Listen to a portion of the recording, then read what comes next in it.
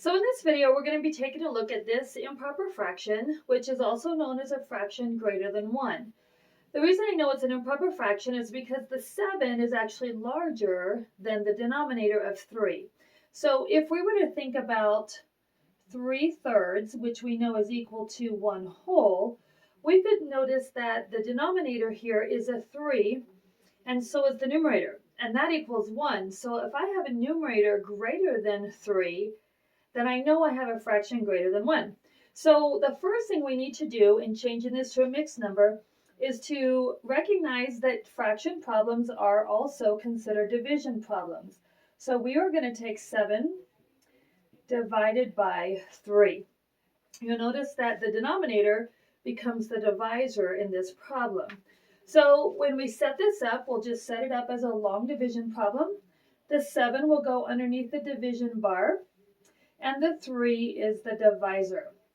So we're going to take a look at how many times 3 can go into 7. So we can actually use our multiples to help us determine that, or you may already know. So we could take 3, 6, 9, and we can see that 9 is too large. So how many times can 3 go into 7? We'd say is twice. So 3 goes into 7 twice, so we'd say 3 times 2 is 6. Then the next step is to subtract. So 7 minus 6 is going to be 1. Now our mixed number is right here. So let's take a look at this. We have a remainder of 1. And I like to think of this as your answer is going to be 2 with a remainder of 1. Now you'll notice the denominator is 3, and you're going to keep that denominator as 3. So when I rewrite this, I can actually change the remainder into a fraction of 1/3.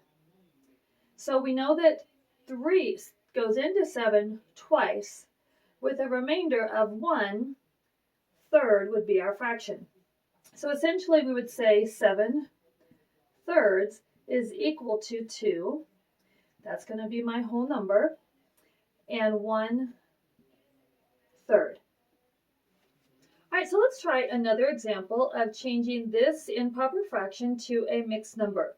So again, we want to think of this as a division problem. So fraction also represents division, which is going to be written as 19 divided by 5.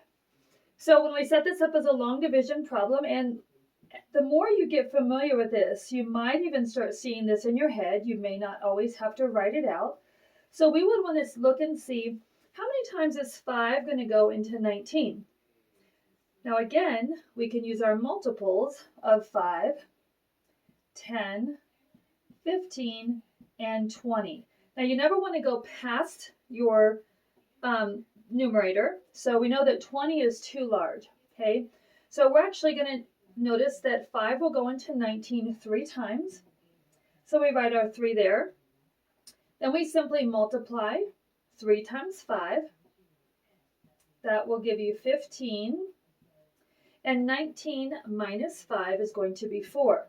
So when you think about it, it's almost like a backwards circle.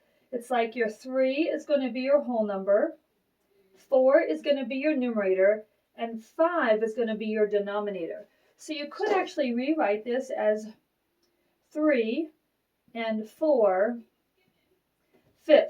Now, if ever you're wondering which number is the denominator the 4 or the 5, just refer back to your original fraction and notice that 5 is going to always be your denominator. So we would say that 19/5 is the same as the mixed number of 3 and 4/5. All right, so for this last example, we're going to do 37 out of 8. So again, we're going to write this as a division problem. So 37 divided by 8. I'm going to give you a moment to think about it. Maybe you already know how many times 8 goes into 37. And maybe you can actually do the math in your head and realize what the remainder would be and how to set that up as a fraction. But let's go ahead and set this up as a long division. Remember, the 37 is going to go under our division bar, and 8 is going to be our divisor. So our denominator always becomes our divisor. So then we take 8 goes into 37.